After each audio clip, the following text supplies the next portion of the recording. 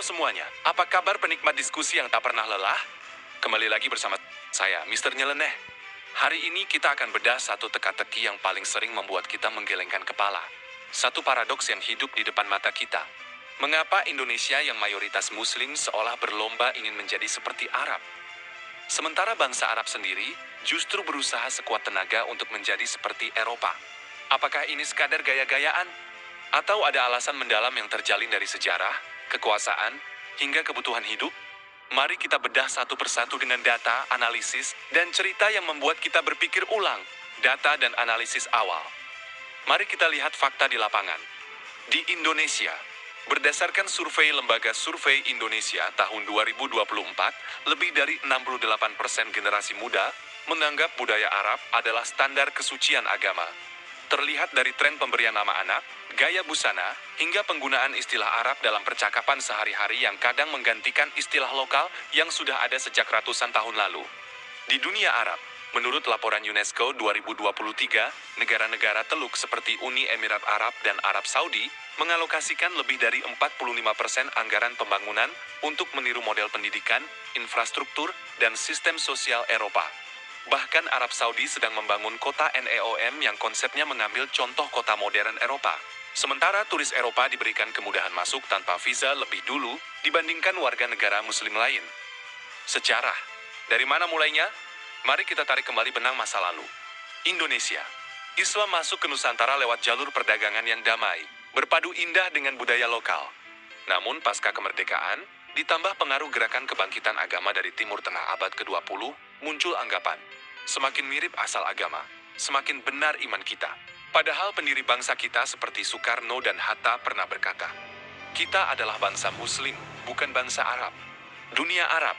Selama berabad-abad bangsa Arab menjadi pusat ilmu pengetahuan dunia. Namun setelah penjajahan Eropa, dan ditemukannya minyak yang membuat mereka kaya mendadak, mereka merasa tertinggal dalam teknologi, tata kelola negara, dan pengaruh dunia. Mereka melihat Eropa sebagai contoh kemajuan yang bisa mengangkat derajat mereka kembali.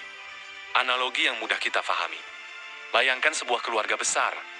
Ada keluarga Indonesia, anak yang menerima ajaran baik dari guru yang datang dari jauh.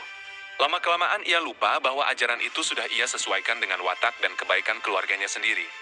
Ia malah berpikir, kalau aku ingin jadi murid yang baik, aku harus meniru cara bicara, cara berjalan, bahkan pakaian guruku persis. Padahal gurunya dulu mengajarkan agar ia menjadi dirinya sendiri yang lebih baik. Sementara itu keluarga Arab, si guru asalnya. Ia melihat tetangganya, keluarga Eropa yang memiliki banyak alat canggih dan suara didengar di mana-mana. Ia berpikir, agar aku tidak tertinggal dan kembali dihormati seperti dulu, aku harus meniru cara tetanggaku itu. Padahal ia sendiri dulu yang mengajarkan banyak ilmu kepada tetangganya itu. Apa tujuan dibalik semua ini? Tujuan Indonesia sebenarnya adalah mencari keaslian dan kesucian agama.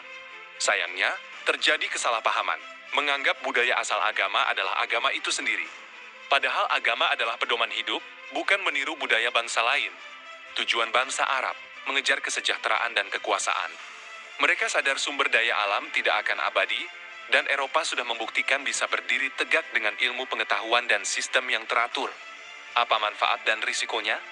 Jika bijak diambil, Indonesia bisa mengambil nilai luhur agama tanpa membuang budaya sendiri yang ramah dan gotong royong. Bangsa Arab bisa mengambil kemajuan teknologi dan ilmu tanpa kehilangan jati diri mereka.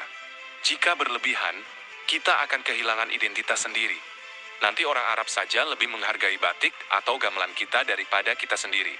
Dan jika bangsa Arab lupa nilai luhur mereka, mereka hanya akan menjadi tiruan yang tidak sempurna dari bangsa lain. Kesimpulan, paradoks ini mengajarkan satu hal penting. Menghormati bukan berarti harus menjadi persis. Menjadi bangsa Muslim yang baik itu bukan berarti menjadi orang Arab. Menjadi bangsa yang maju itu bukan berarti menjadi orang Eropa. Indonesia hebat karena Islam yang kita miliki adalah Islam yang merangkul, yang berpadu dengan jiwa Nusantara. Dan bangsa Arab akan kembali hebat jika menggabungkan nilai agamanya dengan kemajuan zaman tanpa kehilangan jati diri. Menyapa penonton dengan penasaran. Nah, sekarang giliran kalian. Apakah kalian merasa kita terlalu banyak meniru budaya luar sampai lupa budaya sendiri? Atau kalian punya pandangan lain tentang hal ini? Tulis pendapat kalian di kolom komentar. Mari kita berdiskusi dengan santun.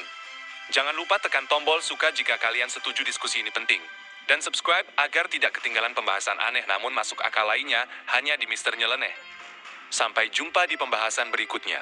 Tetap kritis, tetap nyeleneh dalam kebaikan.